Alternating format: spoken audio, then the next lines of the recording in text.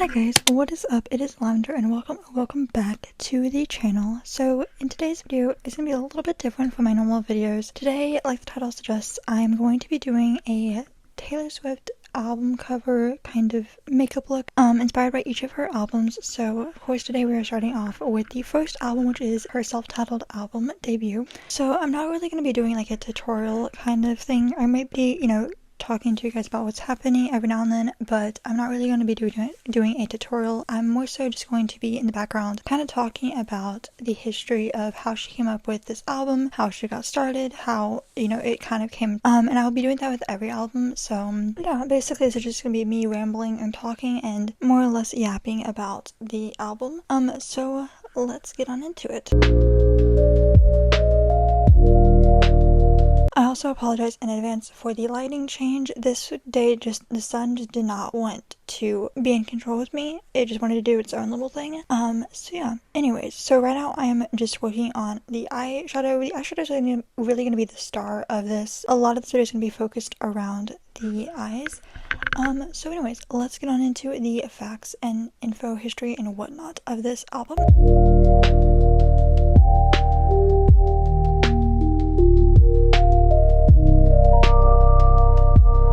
So to begin, if you don't know who she is, are you living under a rock? I mean, she is the most influential, if not the most well-known artist of all time in this generation. So she is one of the most popular singer-songwriters and directors of this generation, and hopefully more to come. She has been able to also explore many genres of music thanks to her fans who keep listening even after her disappearance during her Reputation era. She has done so many albums, from country, which she started in, to pop, to indie folk, to basically whatever she is now, which I guess is like some sort of indie folk pop kind of situation. Not only has she also wrote and sang her own songs, but she has also directed her own music videos, which have consisted of 13 music videos, as well as her short film from her Red album, which is All Too Well, which I need to rewatch that because that is literally so good. So that is just a little bit about kind of who she is and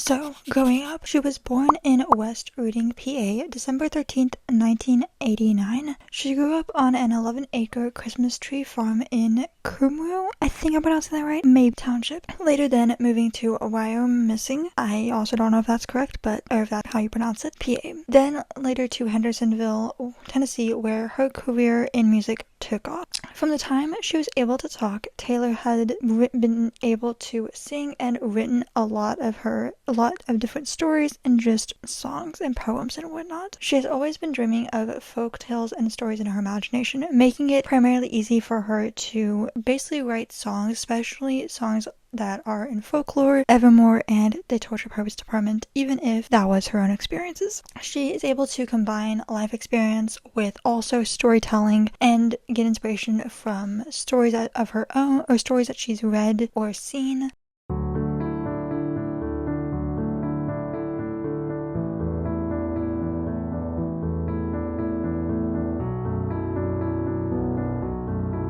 Writing has always also been an outlet for her, and a creative outlet at that. Writing about not fitting in, about breakups, about relationships in general, moving away, and most importantly friendships, and feeling lost when you think everyone hates you. She has lived through so many life experiences, and so quickly too, as she has had to almost grow up very quickly she almost wasn't taken seriously in some aspects of her life, only because of how young she was or because she was a solo female artist.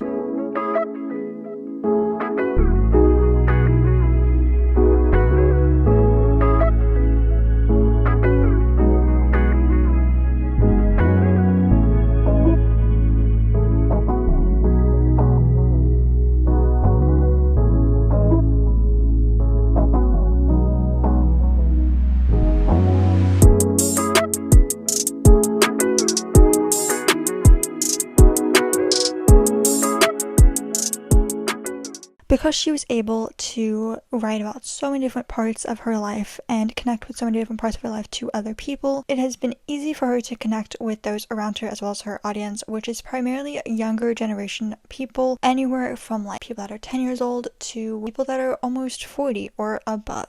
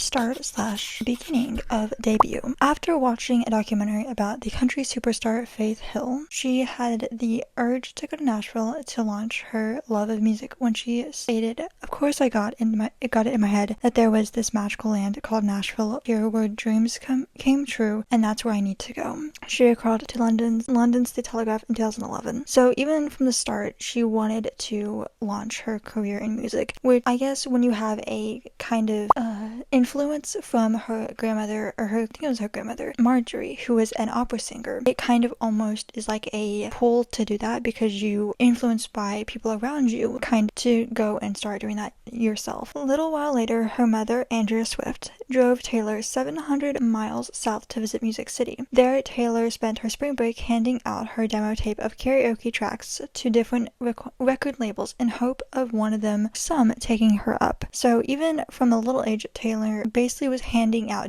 when she was only like, I don't know how old at this point, she was handing out record labels that she created from karaoke tracks to give to them. Sadly, no one took the bait. However, Taylor didn't stop. Her ambition, I think, kept her driving so much so, because I feel like if you think about it, like, it's kind of hard for a little girl or a little, anybody to really like get started in something like that. And so I feel like her ambition kind of pushed her through to be able to push through like even these moments. 2 years later, she returned to Nashville with a CD showcasing her original songwriting, which would later be on her self-titled album. From there, she settled on RCA, signing a 1-year development deal that would ultimately convince her parents to move from Pennsylvania to where she currently, or not currently lives now, but she was currently living. Already heading into 9th grade, she spent the summer in songwriting sessions with seasoned pros such as Brett Beavers, who made hits for Tim McGraw and Martina McBride. I don't know if I'm pronouncing either of those names correctly. During this time, she came in already with 15 songs she wanted to polish. When doing this, she stated that she wanted people to believe her. "I need people to know that I care and that this is important to me." New York Times. So again, she's already so ambitious and so driven to succeed, which I feel like is one thing she had going for her during this time, whenever almost nobody believed in her, or people did, but they didn't want to put too much, they didn't want to put too much investment into it because they didn't know if it was going to turn out great, because she was little and she was also a female. By July, with her ambition, she had already been writing 84 songs. However, RCA and Taylor had two different mindsets. While she knew she had and wanted to be different from other artists, the record label had differing opinions. Because she was so young, she knew in order that to succeed into this kind of realm of a career, she needed to be different. She needed to, like already be different from the crowd so she could stand out. And her writing she thought would make her stand out, so she had to kind of use that to her advantage almost. She knew from an early point that her writing style would set her apart from others in the business. Unfortunately, they both parted ways shortly after, which then opened up a whole new Because she left RCA, this opened up new doors. Playing in a showcase at Nashville at Nashville's famed Bluebird Cafe. During this, an executive at Universal Music Group, Scott Borchetta, was in the audience claiming he was listening better than anyone in the room. Remembered her. Though he wanted to sign with her, he wasn't with Universal Records yet. He was in the process of starting an independent label, Big Machine Records. He told her not to sign with anyone else and wait, though it was risky when she went with her gut and said yes. During the wait, she signed a deal with Sony/ATV Nashville, already making history as the youngest artist on their roster. So she was already making history at that, which is surprising. When she finally signed with Big Machine Records in 2005, she had more than enough material for her debut album, which she was able to record in just 4 months. Honestly, seeing as how she already had songs for her debut album, I feel early on showed us how she is so easily able to create songs and to put them out and to continue putting albums out. Like, even now, like during her Eras tour, she was already working on her album, which was Tortured Post Department, and that shows just how much creative drive and ambition she has in her to already be starting a new album while in the process of also putting out an album before that. Deciding what song would introduce her into the world to millions of country fans was surprisingly easy. Borchetta knew it had to be Tim McGraw, which she wrote when she was a freshman, which is easily the most popular song on her debut album, under Our Song and Picture to Burn, I feel like. The song being about her senior boyfriend going off to college, and she hoped that he would remember her and the good times they had. At the time, Big Machine was still a small-scale operation in the early days. There's only 10 employees, so most of the time Taylor and Andrea were both helping package envelopes with a CD to send to the radio stations. So like I said in the beginning, she's able to easily connect with her audience through social media and other, forms of things like emotions, social media, books, all that kind of stuff. So using MySpace at the time, Taylor was able to connect with more of her fans and others. Because of this, Taylor was able to connect to a more younger audience in country music than the average demographic, which was at the time at 35 and older women. Which, is great and all, but when you're a teenager or when you're, becoming a teenager or whatever, I feel like you don't really want to connect to older women, especially 35 and up, because you don't have much in common with them other than maybe like heartbreak and whatever and friendships, but you don't really have much in common. So it's not really like something that you're not really able to connect to too well, and you wouldn't really be able to succeed as much, I feel like. At the start, she wanted her music, not her age, to appeal, and the success of Tim McGraw made that possible, as she was able to crack the top 10 of Billboard Hot Country Song chart. She was basically already getting up there with, not showing off, but with being able to break records. She stated, "I think the reason why Tim McGraw worked out was it was reminiscent, and it was thinking about a relationship you had and then lost. I think the most powerful emotions is that should have been and is what should have been and what wasn't. I think everyone can relate to that. That was a really good first song to start out on, just because a lot of people can relate to wanting what you can't have." Entertainment Weekly. Following that single, she put in the work to release her debut album, Much of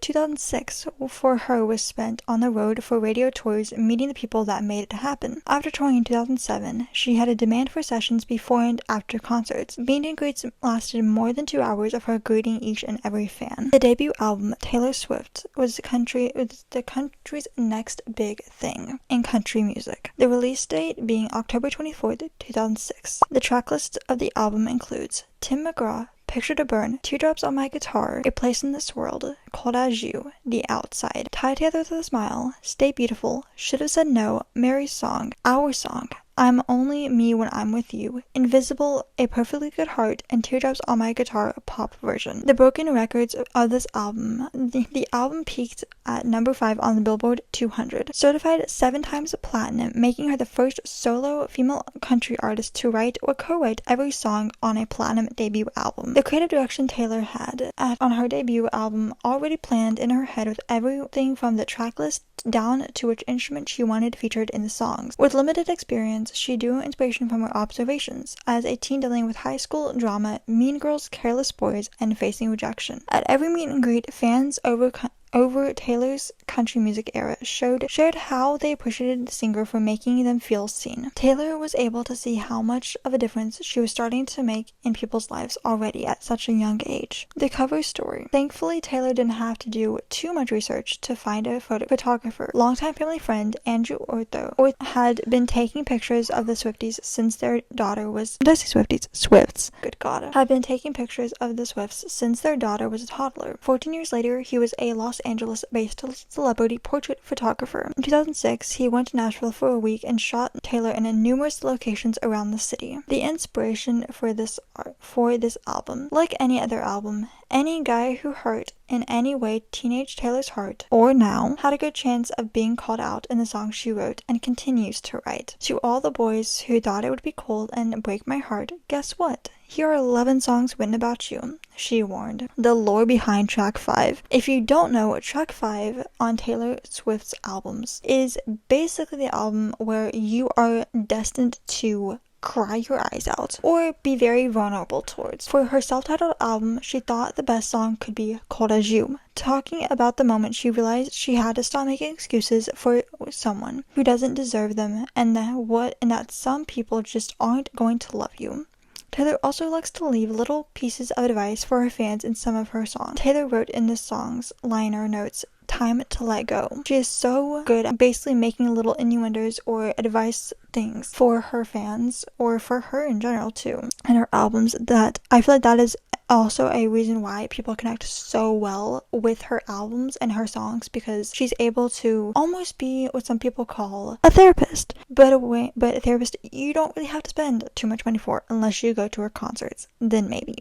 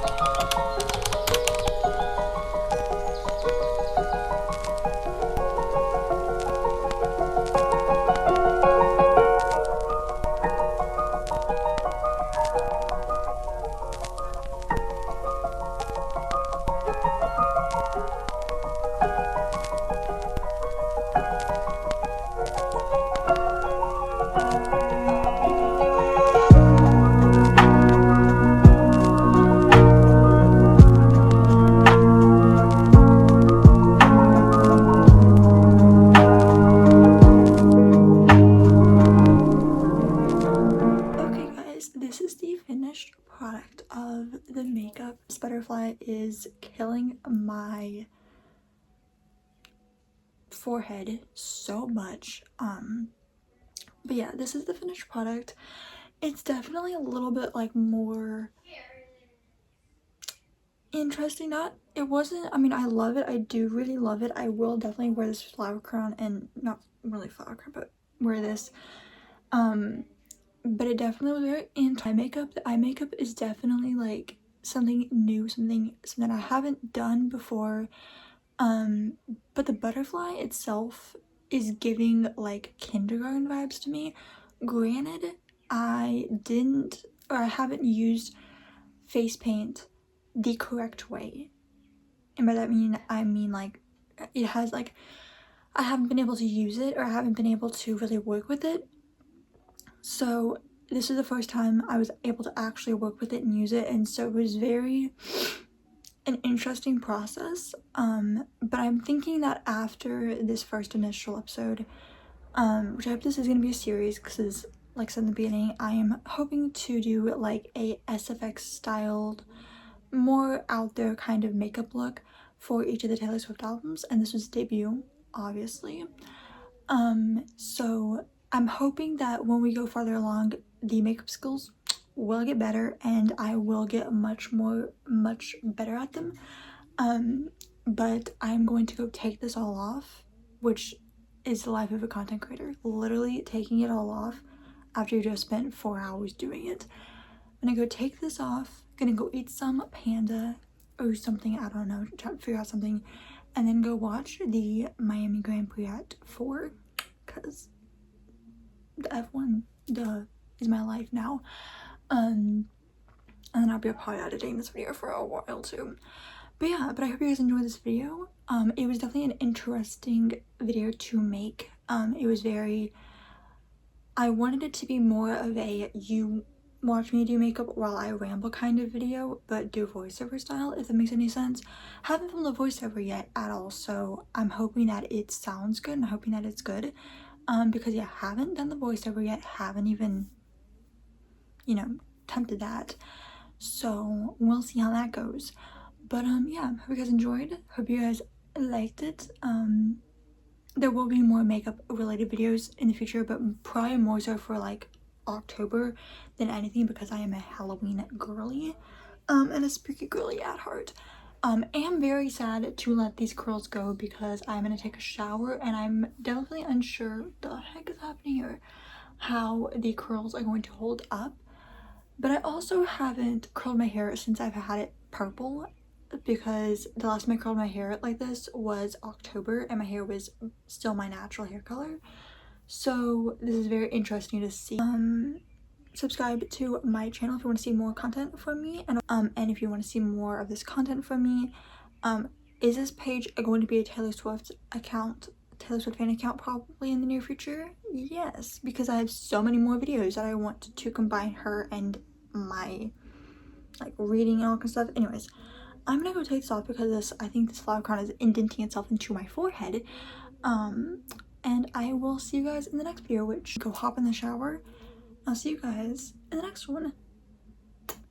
Bye.